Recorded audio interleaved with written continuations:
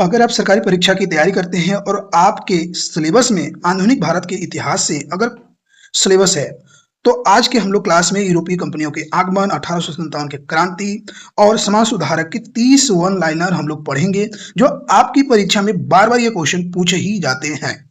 तो नमस्कार दोस्तों, स्वागत है आपका सरकारी एग्जाम सूत्र में, सफलता का सही सूत्र हर सरकारी परीक्षा के लिए। तो आए शुरू करते हैं आज का महत्वपूर्ण टॉपिक को।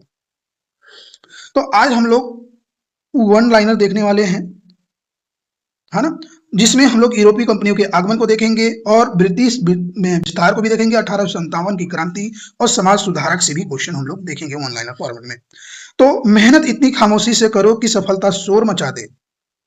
पहला, वास्को डी गामा भारत कब आया था?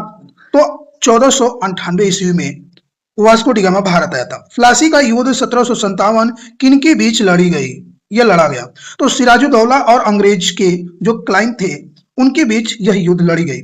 बक्सर का युद्ध 1764 के समय बंगाल का नवाब कौन था? तो मीर जाफर था। उसके बाद भारत में सहायक संधि का प्रयोग सबसे पहले किसने किया था? तो वेली जली ने किया था। आगे देखिए, भारत में सिविल सेवा का जनक किसे माना जाता है? तो लॉर्ड कॉर्नवालिस को माना जाता है। फिर अस्थाई बंदोबस्त व्यवस्था किसने लागू किया? तो लॉर्ड कॉर्नवालिस। रेहतवाड़ी व्यवस्था का संबंध मुख्य रूप से किस क्षेत्र से था? तो मद्रास और बंबई वाले क्षेत्र से था। महलवाड़ी व्यवस्था का प्रस्ताव सबसे पहले कौन लाया था? तो होल्ट मैकेजी ने लाया था। भारत में रेलवे का जनक किसे माना जाता है? तो लॉर्ड डलहौजी को माना जाता है। भारत में सबसे पहले रेल कब और कहां चली थी? तो 1853 ईस्वी में बॉम्बे से थाने के बीच चली। 1857 के विद्रोह के समय भारत का गवर्नर जनरल कौन था? तो लॉर्ड कैनिंग था। 1857 के विद्रोह के समय मुगल बादशाह कौन था? तो बहादुर शाह जफर सेकंड। फिर 1857 की क्रांति लखनऊ से नेतृत्व किसने किया था? तो बेगम हजरत महल ने किया था। 1857 के विद्रोह भारत का प्रथम स्वतंत्रता संग्राम किसने कहा था? तो बीडी सावरकर ने कहा था। मंगल पांडे की छावनी के सिपाही थे? तो बैरिकपुर 34वीं हैट्रिक थे। कलकत्ता में सुप्रीम कोर्ट की स्थापना किस एक्ट के तहत हुआ था? तो रेगुलेटिव एक्ट 1793 के तहत हुआ था। सॉरी 73 के तरह 1773 के।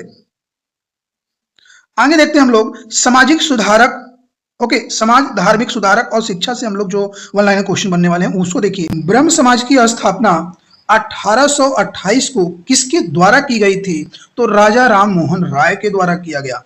वेदों की ओर लौटो, यह किसका नारा दिया गया? तो दयानंद सरस्वती के द्वारा दिया गया। सती प्रथा का अंत 1829 में किस गवर्नर जनरल के काल में हुआ? तो लॉर्ड विलियम बेंटिंक के काल में। सत्यार्थ प्रकाश पुस्तक के लेखक कौन थे? तो दयानंद सरस्वती। आज की मेहनत कल की सफलता। सही दिशा में मेहनत ही सफलता की कुंजी है। मेहनत आज, सफलता कल, लगातार अभ्यास ही असली जीत है। चलिए आप मेरे को यहाँ पर क्वेश्चन का आंसर बताइए कि 1857 के क्रांति के समय मुगल बादशाह कौन था? तब तक हम लोग आगे देखते हैं। रामकृष्ण मिशन की स्थापना 1857 में किसने की थी? तो स्वामी विवेकानंद ने। तत्वबोधीय सभा की स्थापना किसने किया? तो देवेंद्रनाथ टैगोर ने किए थे। उसके बाद प्रथमा समाज की स्थापना किसने की थी? तो आत्माराम पांडुराम ने। उसके बाद सत्य शोधक समाज की स्थापना और गुलामगिरी पुस्तक के लेखक कौन थे? तो ज्योतिबा फुले थे।